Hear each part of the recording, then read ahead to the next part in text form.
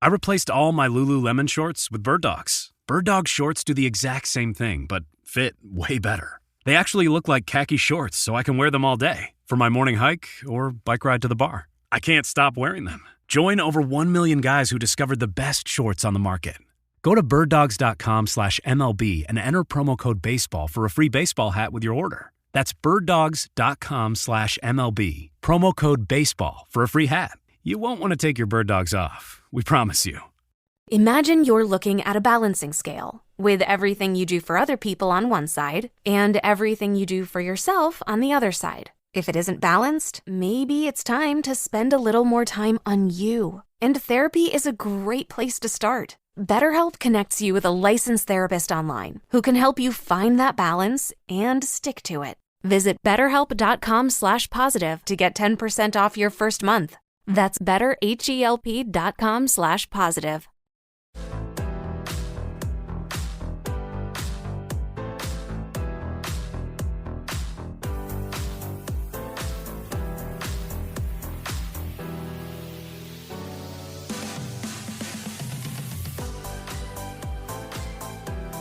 Welcome back, everybody. It's Sports Daily here on KFH. I'm Tommy Castor alongside Paul Savage. Jad Chambers producing the show. Hope everybody had a great weekend, a great Father's Day, and having a great start to the work week. Paul, we are just a couple of days away from the 2023 NBA draft, and it's one of those events that when you look back historically, the teams and the players that have made incredible impacts on the game and looking at like franchise altering decisions long term really starts at the draft level, really starts with the NBA draft. I mean, go all the way back to the draft that featured Michael Jordan and Sam Bowie, right? You know, and how that ended up changing the fortunes of the Chicago Bulls long term. And then you've got the Portland Trailblazers and, you know, not really doing anything of significance. So it all starts on draft night. How locked in do you get each year for the NBA draft? Well, not that locked in, because part of the problem for me is there's a lot of players that I'm not familiar with. I mean, the foreign players, Tommy, I don't know anything about them unless it's a kid like Victor Wembanyama. That might be the exception where you see a lot about this kid. You know who he is. You see how athletic he is. But once I get by him, I don't know a lot about what's going on in the world when it comes to draft picks. Obviously, we've kind of got our toes in the water for Brady Dick, and probably more than not, probably 50 to 60% of all the forecasters who picked the first round of the NBA draft have him going number 11 to Orlando. Don't know if that's the case. We'll find out. A lot of things happen on draft night, but that's where – I'm going to say 50% of all the websites that I've checked in the last 4, 5, 6 days heading into this draft, that's where they have him. And that's my interest right now, as a Wichita kid going to get drafted. And so that's where I'm at on that. And by the way, this Victor Wembanyama is amazing. Have you seen any tape on him at all? Tommy? Yeah. I mean, the guy's a unicorn. I mean, he is a special player. Very. It's one of those. Jacob and I discussed him a couple of weeks ago. Oh, okay, good. Okay. It was when the Spurs won the draft lottery, and we were talking about, you know, he's going to go number 1 overall and what he brings to a franchise. And I don't know about you, watching his tape, it's so. I don't want to call it weird because that sounds disrespectful and negative, and it's not negative. It's just it's not graceful, at least the way that I'm watching his tape, you know, but it works. It's super effective. He's built differently than basically anybody I've ever seen before. And so I'm really, really interested to see what Greg Popovich can do to continue to develop him, what kind of players around Wembanyama the Spurs can bring in to help turn them back into a contender. But yeah, this kid is special, and he's going to, you know, barring any kind of injury or anything, he's going to be a difference maker in the NBA. Right. And of course, the interesting thing about this kid is there's a lot of NBA teams over the past 10, 15 years who've gotten away from the big traditional center. I mean, the days of Wilt Chamberlain setting himself in the paint and defending and playing right down around the basket and, getting the ball posted to him and those kind of things, it seems like those days have come and gone a little bit. And I remember on one of the playoff on the last series on the NBA championship series, I can remember the guys that are doing the game talking about, something. This is just the kind of guy. Jokic just might be the kind of guy that brings a traditional center back into the NBA. If you can find them, they are good to have. If you can find them, they can be beneficial to your franchise. And this is a kid who shoots the ball well from outside. He handles himself well on the inside. He can post up. He blocks a lot of shots. Of course, when you're 7'5", you're going to be up and you're going to be able to block some shots, I believe. So, but this is a kid that, the hype is there. But I think if ever I've heard hype that may not, that will come true, I think this might be the hype that does come true. And I would expect big things from this kid. And so, yes, I'd like to see see him do well. I don't think there's any question he's going to the Spurs, is there? I think that's as done a deal as you and I will ever see. He's the number one guy. There's no doubt about that. Brandon Miller looks like from Alabama, projected at number 2 as of right now. And then when we get down the draft a little bit and when we get into the Kansas kids, Grady Dick, right? We talked about him briefly at the beginning of this segment. I think the Magic, I think that's a great landing spot for him at 11. That being said, I'm not super convinced that he's going to be available at 11 for the Orlando Magic. Well, that might be. And maybe he will be, but I do think that there is a scenario where there could be a team inside the top 10 that sees the potential that Grady Dick has, sees his versatility, the fact that he's able to shoot the three really well, and he's got that release, Paul, as a three-point shooter that fits really, really well in the NBA. It's a quick release. He gets up high to avoid the shot being blocked, and he's deadly, deadly accurate from the perimeter. And so while the Magic certainly have a need for that kind of shooter on their franchise, there could very well be a scenario where there's another team inside the top 10 that they want to go ahead and grab Grady Dick at, 7 or 8 or something like that. So that's going to be where, my first, the first area that I look at, where will Grady Dick fall in the draft? And I think that there is that scenario where he goes inside the top 10. Well, I happen to be, as we speak here in the studio, I'm on a website called SB Nation, and let me just read just real quick. I don't want to read much. It's going to be like half a sentence. Arguably the best shooter in the class, going to a team that badly needs shooting. How's that for a pretty quick synopsis? Because that fits everything. The best shooter in the class, or at least arguably the best shooter in the class, he will find a spot. Because we have learned in the playoffs, those are the guys that make a huge, huge difference. Ask the Heat. When they're hitting threes, they can't be beat. When they're not hitting threes, they're a mere mortal basketball team who can be beat. And so you take a guy like Grady Dick, if he can shoot as well as these NBA experts believe, you're right. He may not be at 11 to go to the Magic. He may go a lot sooner than that. We'll see. But, boy, there is a premium on guys that can shoot the three at this point. So Orlando last season, they ranked 20th in the NBA in three-point shooting, 47%. Actually, I take that back. That's from the field in general. They were 20th in the NBA, 47%. From beyond the arc, they were only 34%, right, and that was 24th in the NBA. So either way you slice it, from beyond the arc or just from the field in general, not a great shooting team. Having a guy the caliber of Grady Dick that can have that quick release and can, get on fire pretty quickly, that's invaluable for a team like the Magic. And I know from, watching this kid, not only his 1 year at Kansas, but the time that he spent in Wichita playing for Sunrise, he's got NBA pedigree written all over him, the way that he shoots. The big question, I think, when he went into college at Kansas was, are the other parts of his game there? Can he defend at an NBA level? Can he do those other things that make you an NBA caliber player and be able to stay in the league for a long time.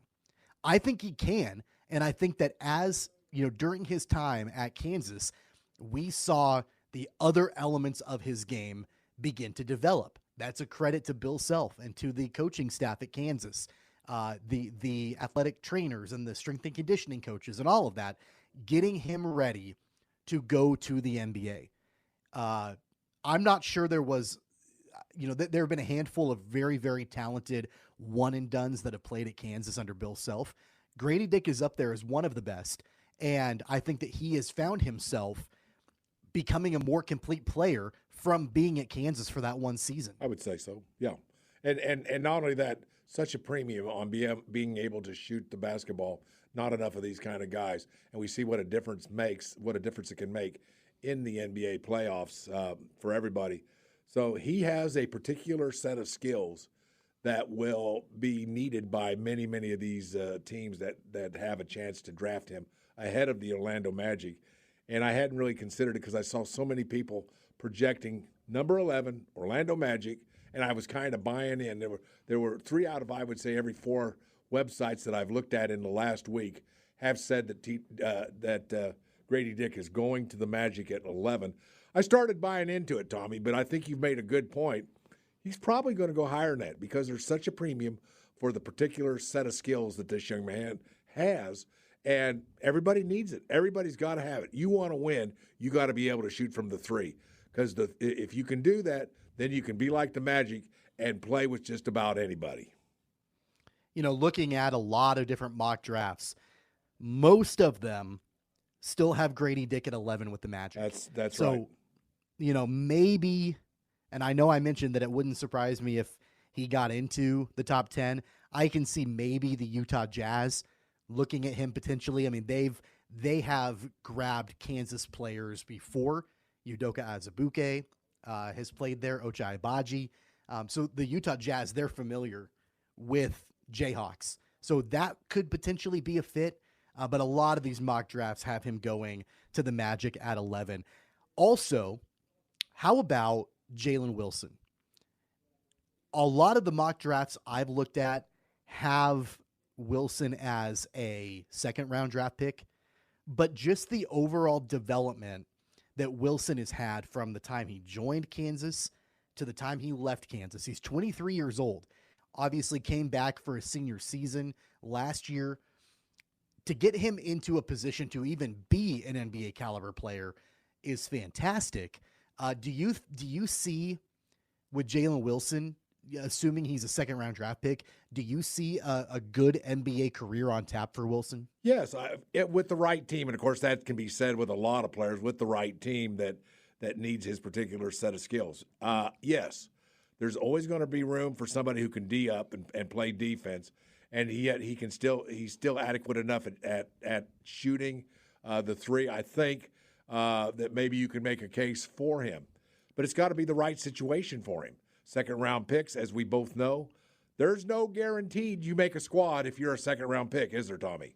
And right. when you're a second-round pick, you're going into a camp and you're going to have to compete and battle and try to get that particular position on that roster with a lot of guys that are older, more mature.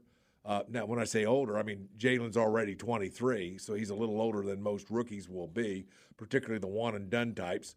But with that being said, yes, but I think it's particularly important for somebody to take him who needs what he can offer. Yeah, I think the thing about Jalen Wilson's game, he's got the length, he's got the wingspan. There were several times during the last season at Kansas where Wilson put up a ton of points. Like, I remember there was a stretch where it was kind of an auto bet.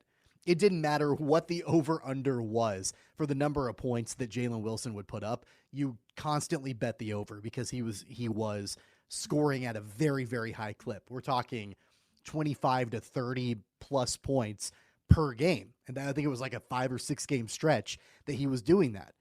What was the downfall of that? KU wasn't really winning basketball games when Jalen Wilson was doing it all. Or if they were winning, they were struggling in their wins. So I think that Jalen Wilson going into the NBA, has to go to a team to be productive where they don't rely on him. He's not the end-all be-all. He's not the one that is going to lead the team to victory because, we've seen Wilson put up a ton of points, but overall the team not be able to have a ton of success. So I think that having him be in a role, coming off the bench or, doing something, I guess my point is I don't want to see a team have to fully rely on Jalen Wilson to be the end-all be-all player on their roster. And I think assuming that that's not the case, I think he'll be able to have some success in the NBA. Well, I think it's totally possible. We'll see, but it's going to depend on the team. But you're right. He has the length. He has the I mean, after all, come on. Best conference in America, Big 12 at the college level. Player of the year, this young man. That says something about his basketball skills. And, when you're the player of the year in the best conference in America, that says something. So he'll compete. He's a competitive guy. He'll be fine. I really think that whoever takes him knows what they're getting and knows how to use him, and that's going to be good for him. I think he's going to have a long career. That's what I think.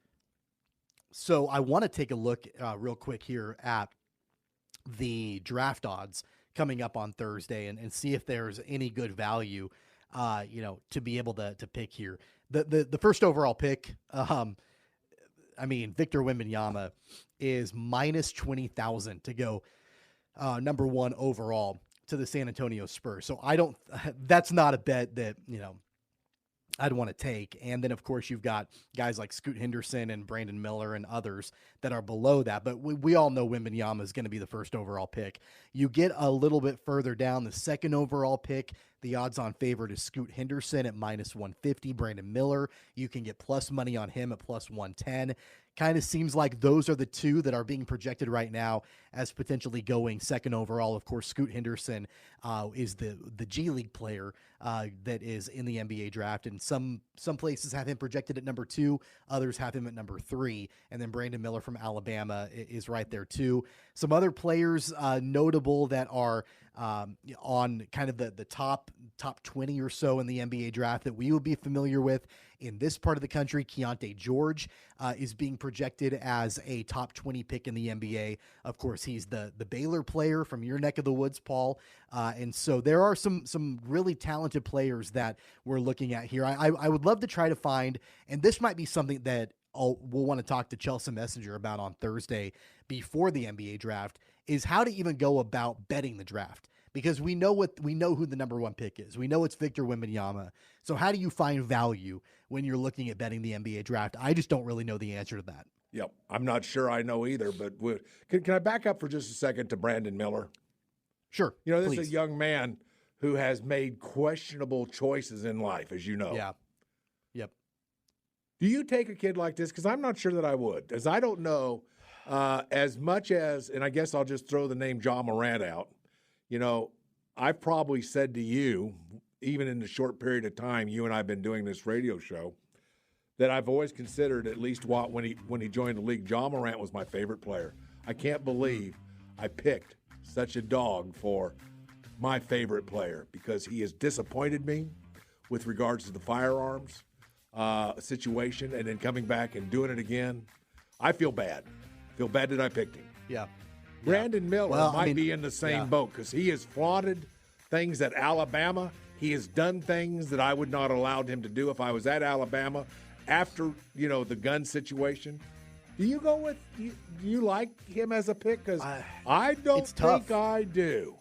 It's tough because not only, Nate Oates from Alabama characterized the situation with Brandon Miller as Miller being at the wrong place at the wrong time. Well, I don't know which about might that. very well be true. Well, it might very well be true. But then it wasn't that long after that he's being introduced in an Alabama game and he's doing a gun hand signal. Bingo. Or whatever. That's right. What are you doing, dude? Like, what are you doing? Right. Like, you're an idiot. Don't do that. So I do think that there could potentially be some red flags. That whatever team picks him, they're going to do their due diligence, at least they feel like they will to bring him in. Sure they will. But yeah, John Morant is definitely a cautionary tale for Brandon Miller going into the NBA. Knowing that you picked John Morant as kind of your guy, After the break, I want to get your take on the Ja Morant situation because the suspension came down on Friday, 25 games. Jacob and I discussed it, but I want to get your take on all of that. We'll do that on the other side. It's Sports Daily on KFH.